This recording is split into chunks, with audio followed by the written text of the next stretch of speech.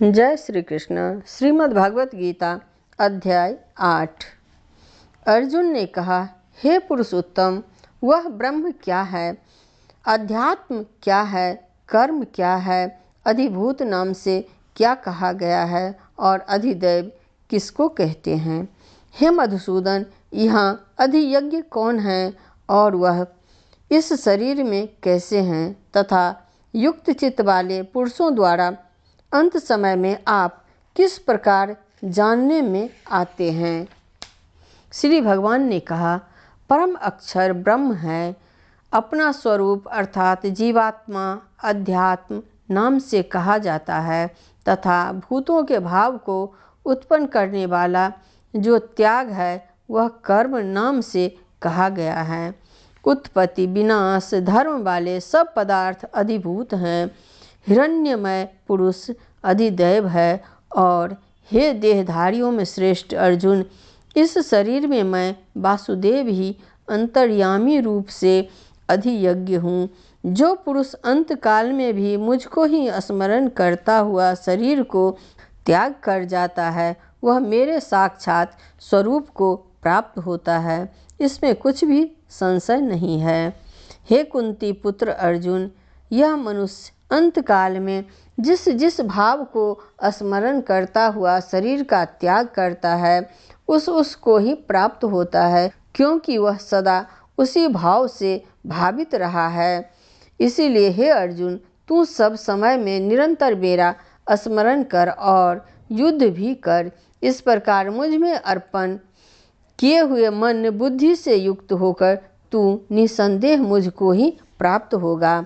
हे पार्थ, यह नियम है कि परमेश्वर के ध्यान के अभ्यास रूप योग से युक्त दूसरी ओर न जाने वाले चित्त से निरंतर चिंतन करता हुआ मनुष्य परम प्रकाश रूप दिव्य पुरुष को अर्थात परमेश्वर को ही प्राप्त होता है। जो पुरुष सर्वज्ञ अनादि सबके नियंता सूक्ष्म से भी अति सूक्ष्म सबके धारण पोषण करने वाले अचिंत्य स्वरूप सूर्य के सदृश नित्य चेतन प्रकाश रूप और अविद्या से अति परे शुद्ध सच्चिदानंदन घन परमेश्वर का स्मरण करता है, वह भक्ति युक्त पुरुष अंत काल में भी योग बल से भ्रुकुटी के मध्य में प्राण को अच्छी प्रकार स्थापित करके फिर निश्चल मन से स्मरण करता हुआ उस दिव्य रूप परम पुरुष परमात्मा को ही प्राप्त होता है।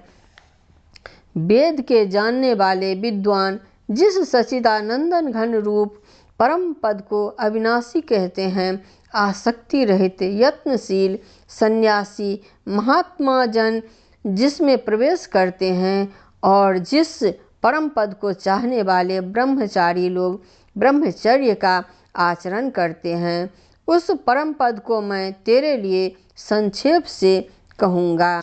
सब इंद्रियों के द्वारों को रोककर तथा मन को हृदय में स्थिर करके फिर उस जीते हुए मन के द्वारा प्राण को मस्तक में स्थापित करके परमात्मा संबंधी योग धारणा में स्थित होकर जो पुरुष ओम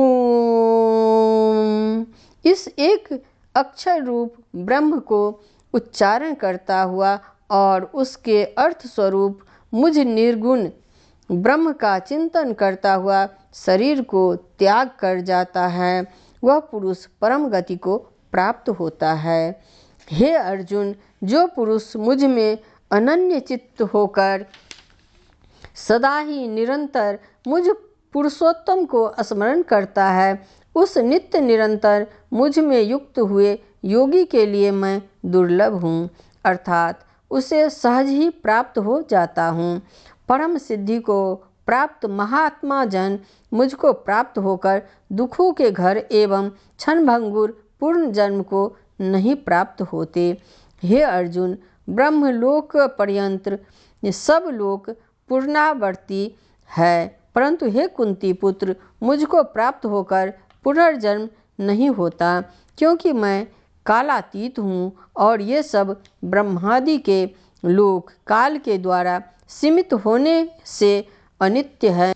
ब्रह्मा का जो एक दिन है उसको 1000 चतुर्गीतक की अवधि वाला और रात्रि को भी 1000 चतुर्गीतक की अवधि वाली जो पुरुष तत्व से जानते हैं वे योगी जन काल के तत्व को जानने वाले हैं।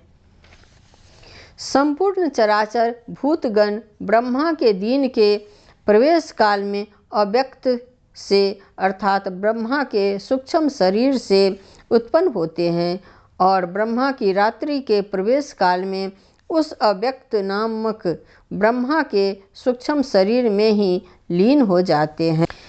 हे पार्थ, वही यह भूत समुदाय उत्पन्न होकर प्रकृति के वश में हुआ रात्रि के प्रवेश काल में लीन होता है और दिन के प्रवेश काल में फिर उत्पन्न होता है।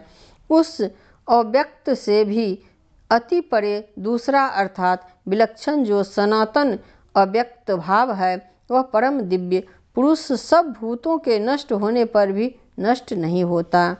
जो अव्यक्त अक्षर इस नाम से कहा गया है उसी अक्षर नामक अव्यक्त भाव को परम गति कहते हैं तथा जिस सनातन अव्यक्त भाव को प्राप्त होकर मनुष्य वापस नहीं आते वह मेरा परम धाम है। हे पार्थ, जिस परमात्मा के अंतर्गत सर्वभूत है और जिस सच्चिदानंदन घन परमात्मा से यह समस्त जगत परिपूर्ण है वह सनातन अव्यक्त परम पुरुष तो अनन्य भक्ति से ही प्राप्त होने योग्य है।